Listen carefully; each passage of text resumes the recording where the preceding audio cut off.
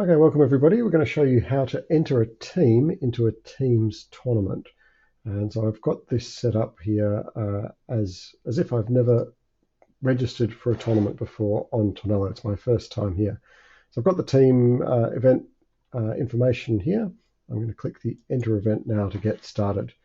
It will ask me to create an account. If I've already registered teams before or I've got an account on Tornelo, I'll click the button I already have an account, and I'll be able to go through the process of signing in and continue with the entry. If I haven't registered an account before, then I'm going to just start by creating my account. I can choose a password, make sure my email address, my name, and my password are in, and I'll create my account. Oh, I've already used that email address. So let's, if the email addresses already exist in the system, you'll have to click the already have an account button and you'll be able to log into your account. All right, so once you've created your account or logged into your account, it will take you through to the stage where you need to start entering your players.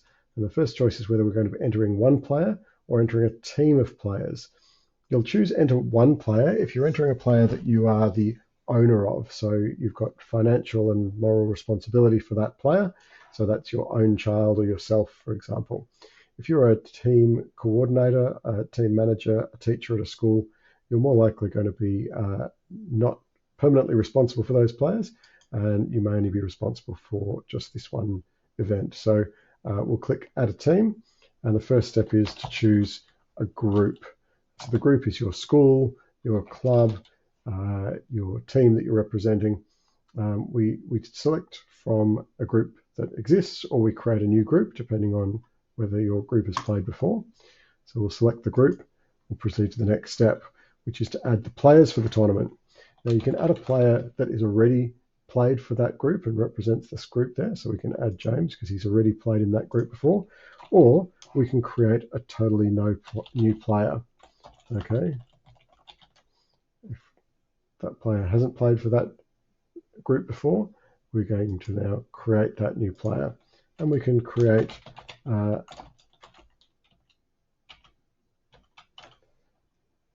additional players.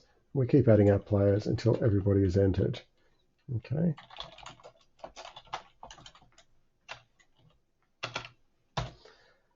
So we've entered the players that we need to, or registered the players for the team for this event, and continue to the next step. Because we've created new players, we need to choose the level of privacy that we're going to apply to those new players' names. So our name is private information. Obviously the group or the school that you represent is also private information. So where do we want that to be displayed? If it's public, that goes on Google and anybody on the internet can find it. Probably the best solution is a community privacy. That name is then obscured from Google. Nobody on the wide world of the internet can find your name, but those names are still visible to other players within the community. So players in the tournament or logged into Tornelo. Anyone logged into Tornelo can find your name. A private level of privacy is quite extreme. Nobody else will ever be able to see that player's name apart from the player. So that no other teachers will be able to register players once they're private at the highest level. So community is probably the best step. The next shows you we've got our 4 players that we're going to register. We can deselect one of them if we've changed our mind. We'll proceed to the next step. So this is where we take some information about each of the players who's going to be on your team. You know, what division are they in? Are they in the primary or the secondary division? And any other information that the system doesn't already have about them. So all of the, apart from the division here, which is required information, the rest of the information is not required, it's optional. And you'll only be asked for it if that player doesn't already have that information. So if we already have the year of birth for James, then we won't be asking for that. As I said, it is optional. The only field that you really should fill in is if it's a online tournament. If you're playing over the internet, you'll definitely want to fill out your email address.